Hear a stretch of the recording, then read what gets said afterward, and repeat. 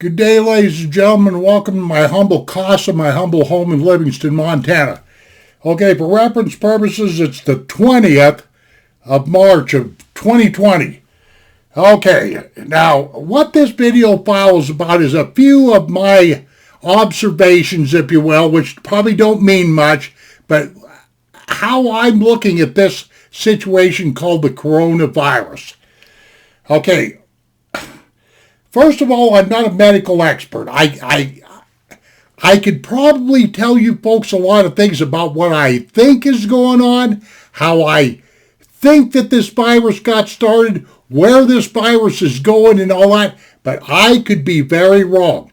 And the reason why I don't really want to do that is because I figure there's enough pandemonium, there's enough paranoia, there's enough fear and everything going on the way it is with all these streaming media services, the news, etc., etc. You know, you can't seem to turn on anything without hearing something about this coronavirus.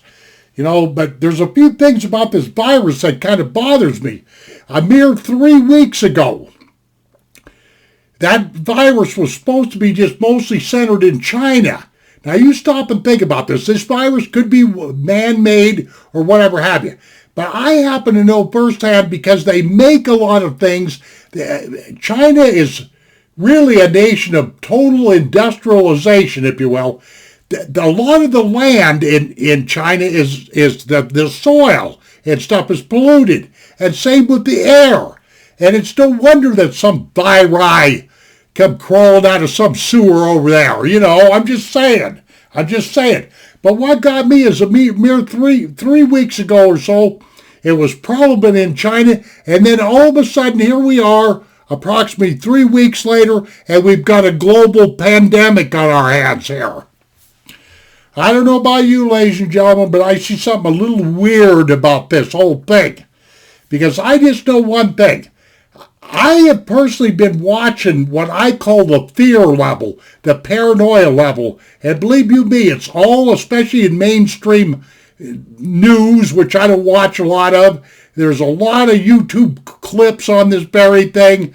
There's a lot of conspiracy theories starting to pop up, you know, and all this other stuff, which I don't necessarily like.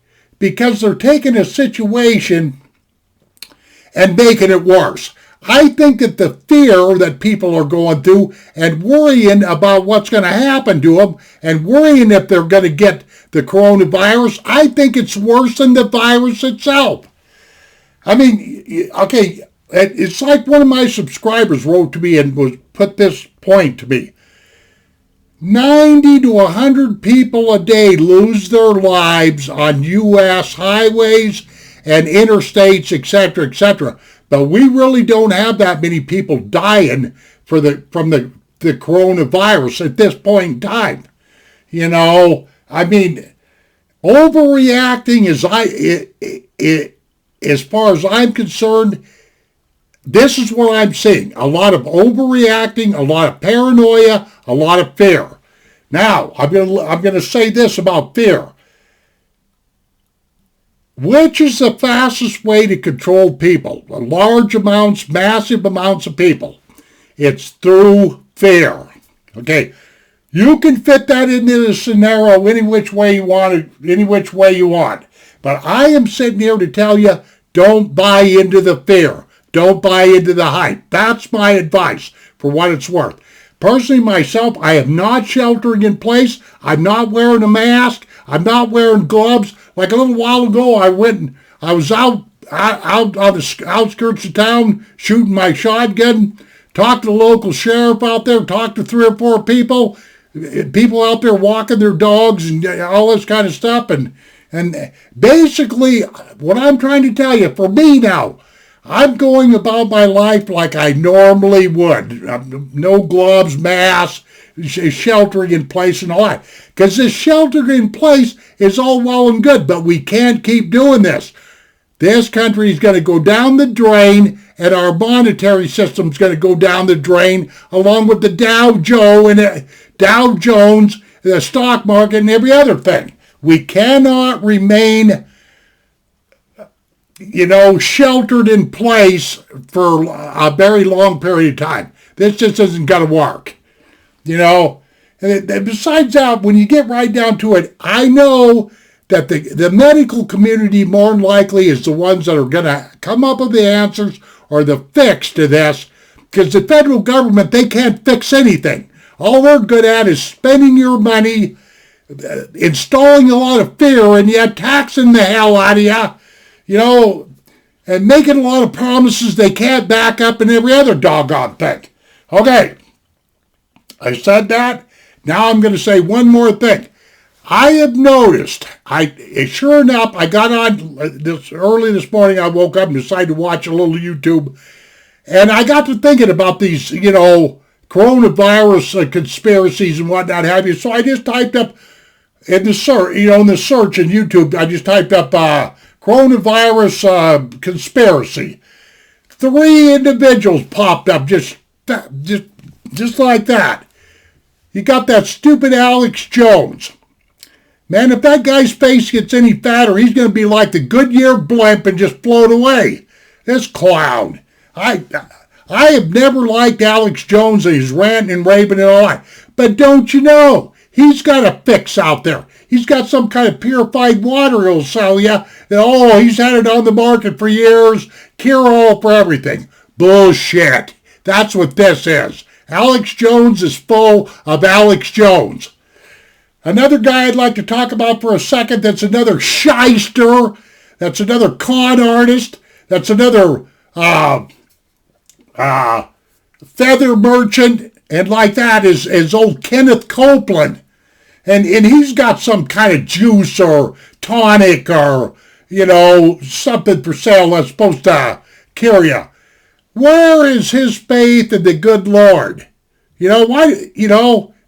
Him being a minister and everything, you would think he'd have a little bit more faith in Jesus than trying to be a snake oil salesman. That's exactly what, or a feather merchant.